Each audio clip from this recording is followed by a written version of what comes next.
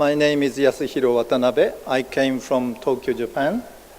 I prepared a slide, so shortly I think you will see the slide. It's my second time in India, and of course my first time in Hyderabad. I was really excited to visit this very large city. I thought Hyderabad was a lot smaller, but I heard it's about fourth and fifth largest city in India. I was very surprised. It's a very, very exciting city. Of course, I would like to thank all the administrative leaders of this state in tourism and education, and NITHM, and of course WCTA for having me here and to give me a chance to speak to you. And also I would like to thank all the staff and students who made this event possible. Now, I have prepared a slide. My topic today is how labor shortage affects the level of hospitality. I'm not sure if this is the appropriate topic for today, but this is the one I prepared. Actually, it is really a simple topic that I'm talking today, everyone. If, for example, in tourism industry, like hotel or travel agency or perhaps transport, if there are less staff, will the level of hospitality go down? So this is my sort of concern. Or perhaps, if I can put it this way, let's say we have a hotel staffed by 100 employees, and that hotel houses, for example, 5,000 room nights per year. And let's just suppose the following year, the 5,000 room nights increased to 8,000 room nights. But the number of employees stayed the same. What do you think? Do you think the service, hospitality, customer service of the hotel go down? I thought it would go down, but can I scientifically prove that? Is my topic today. That's about myself, but it's not very interesting, so I think I will just skip. This one, by the way, about myself, before becoming a teacher, I used to work for a travel industry about 20 years. So my research basically is based on my experience in those years. Thank you. So let me read this. Those of you who have traveled to Japan, I think you will agree. Staff in shops, in Japan that is, staffs in shop and restaurants greet you with a bow and a hearty "Irashaimase," which means welcome. And those staff, they put one hand under yours when giving you your change to avoid dropping any coins. And when you leave the shop, it is not unusual for them to stand in the doorway bowing until you are out of sight. These are very symbolic scenes of Japanese hospitality. I have prepared some pictures. This is when you stay at a Japanese-style inn, which is called ryokan, and when you leave, check out and leave the hotel, quite often all the staff, especially the maids, they will line up in front of the gate and greet you. Thank you for your staying. And this one, perhaps you might have seen this picture. These are the cleaning staff of the Japanese famous Shinkansen bullet train. I mean, there's a lot of stories about these cleaners. I mean, they are only given 7 minutes to clean up, but they clean up. But what I want to mention here is that, as you can see, those cleaners, they greet the passengers and they bow very beautifully before they start their job. Of course, and these are Japanese Shinkansen bullet trains running about 300 kilometers per hour. And of course, China, France, they have fast trains, but in Japan, all these trains, fast trains, they run, can you imagine, every 5 minutes. And of course, punctuality is one of the best, I think. Now, what you're seeing here is that this is the slide that I was taught at my company how to bow in front of a customer. 45 degrees for thanks, 30 degrees for less thanks, 15 degrees for greeting and these things. What I want you to know here is that Japanese staff in the industry is given full education in customer service. And also, if you have been to Japan, I think you are very surprised in how taxi drivers are dressed. Most of the cases, in men, they wear jacket and a tie. Compared with, for example, New York, they wear T-shirts and jeans. Sometimes they don't wear anything. But in Japan, look at the man on the right. He's smiling and he has a jacket. And on the left, we have quite a few lady drivers these days, and she is also very nicely dressed. So like this Japanese customer customer services are based on speed, like we are never late, punctuality and preciseness, and appearance, like we dress, and of course language and courtesy.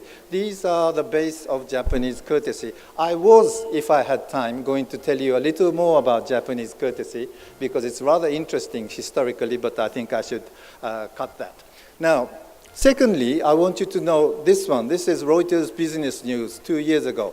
Japan's jobless rate stood at a 23-year low of 2.8%. I understand jobless rate in India is about 7 or 8. I'm not quite sure. In Europe, it's about 20, but in Japan, it's less than 2.3%. Reflecting a strengthening economy and shrinking working age population in a rapidly aging society. So here I think you can see that our Japan's customer service in hospitality industry are based on well-educated staff. That's why, if you have experience, our Japanese hospitality, the level of Japanese hospitality is considered high. But those workforces, as you can see here, is going down. So, discussion here is, again, like I repeated in the first place, do we have any scientific evidence that in the tourism industry, when labor force does not match the increase of business, that is labor shortage, the quality of tourism service goes down? I think you will agree, yes. But how can we scientifically or statistically prove that is my study. Okay, there are some literature reviews. I won't go in deeply. Some research is done on level of Japanese customer service and how Japanese labor force is shrinking. And these are the literature reviews. I won't go in very deep in here. As you can see, this is degree of customer orientation ranking.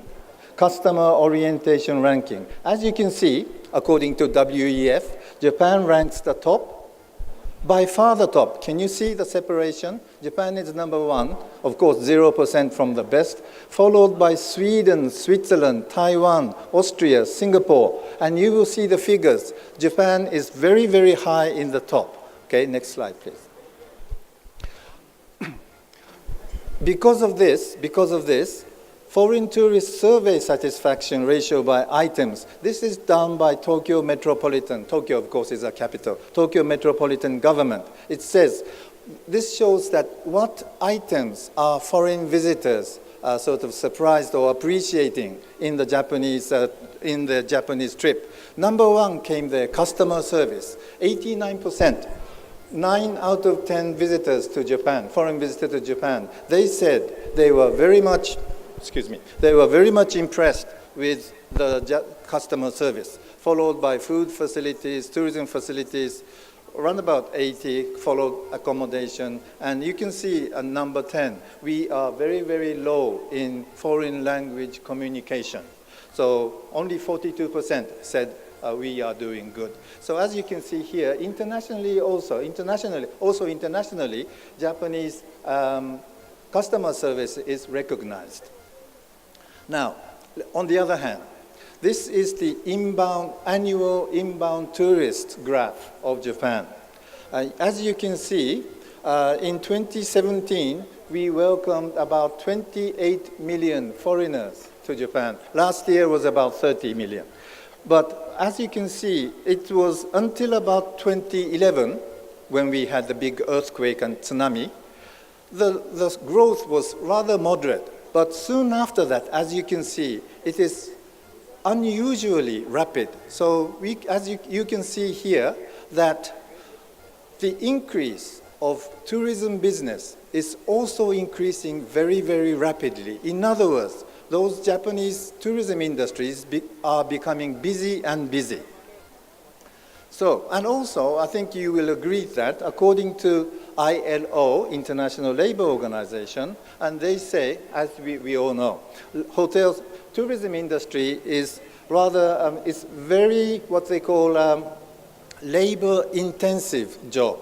Labor-intensive job, meaning, again, that the success of tourism business is owing very much to the efforts by the employees. And that is, when we compared this fact with other industry, it is very high. So again, in tourism industry, labor intensiveness is very high. In other words, when staff works hard, the customer satisfaction becomes high. So, and also, what I have to tell you this, our country, I was telling about Shinkansen and how well we do, but our productivity rate is very low. Norway is the highest, according to TSA, USA's TSA. And you can see Japan's productivity rate is less than half of Norway or Sweden. So we are, Japanese business is not doing well in effectiveness. And also another factor I have to tell you is that, Japan's population is about 120 million. Of course, less than India's. But also what I want you to note here is that the black figure is the total population. You can notice, since 2005, our population is going down. The yellow line is the percentage of grandmothers and grandfathers. Those are over 65. You can see that our population has stopped growing, but the older generation is still there. Now let's look at the unemployment rate. Earlier on, I told you that our unemployment rate is 2.8%. That is true. Only about 6 years ago, it was nearly 5%. So it is rapidly coming down. It is very significant, everyone. The unemployment rate of Japan is coming down rapidly. So what does this mean? Unemployment rate coming down. It means simply for the business and management, it's labor shortage. Now, actually I have some slides here. Now I am looking at Customer Satisfaction Index Survey. There's an organization called Japan Productivity Center, and they do surveys to the customers, how much are you satisfied in the service given in the business. Actually, these are done individually, so I try to gather all those figures that are related to tourism industry. So in the next slide, you will see this. Actually, you see one slide, but this was a very hard work for me. The statistics were all varied, but I tried to pull out all the tourism-related ones. Now you can see here, I picked out city hotels, business hotels, convenience stores, food and beverage, railways, and banks, because these are symbolic. This is the changing customer satisfaction industry. Satisfaction index, sorry. So if you see the graph going down, it means most customers are unsatisfied. You can see that hotels and food and beverage, the satisfaction is going down, whereas banks, railways, not so much. Now, to prove this scientifically, if you have studied management, you know the word correlation coefficient. This is a factor this is a function that shows how two elements are related. The correlation coefficient takes the value of between 1 and -1. If the correlation coefficient is 1, positive 1, it means that it has a perfect correlation. If A grows 5, B grows 5. So here you can see scientifically, everyone, business hotels correlation coefficient with customer satisfaction and unemployment. Customer satisfaction and unemployment was 0.66, very, very near to 1, which means that in business hotels, city hotels, food and beverage, when there are higher unemployment, customer satisfaction goes down. Whereas banks and railways, it's not very much. So as a result, I think, as you can see here, I think you saw statistically that in Japanese tourism industry, when there are less people wanting to get a job, in other words, where there is a labor shortage, the customer satisfaction definitely goes down, especially in the tourism industry, but not as much in other industries. So Japan, we have, in our country, as you saw, the number of tourists is rapidly growing, but our population is stopped growing and our seniors are growing. So we are having a lot of labor shortage problems. So in other words, I think we can forecast. Our country is, do you want to go back one slide? Thank you. Our country, we are, like I was talking in the first place, we are boasting that Japan's customer satisfaction is very high and foreign people are satisfied and they come to Japan to enjoy those satisfaction. But that is based on good labor forces. Because of the labor forces shortage, Japan might not be that country. Of course, the government knows that. So they are trying to, please look at the red figure. We are trying to bring in foreign workforce.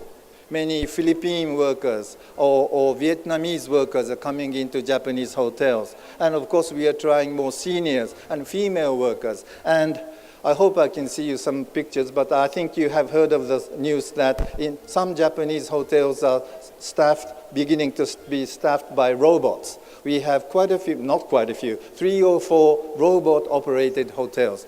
Okay, so this is what I wanted to say, everyone. We just kind of feel that when there are less staff, the customer satisfaction will go down. We just kind of felt that. But here in my study, I think I was able to prove that statistically and scientifically.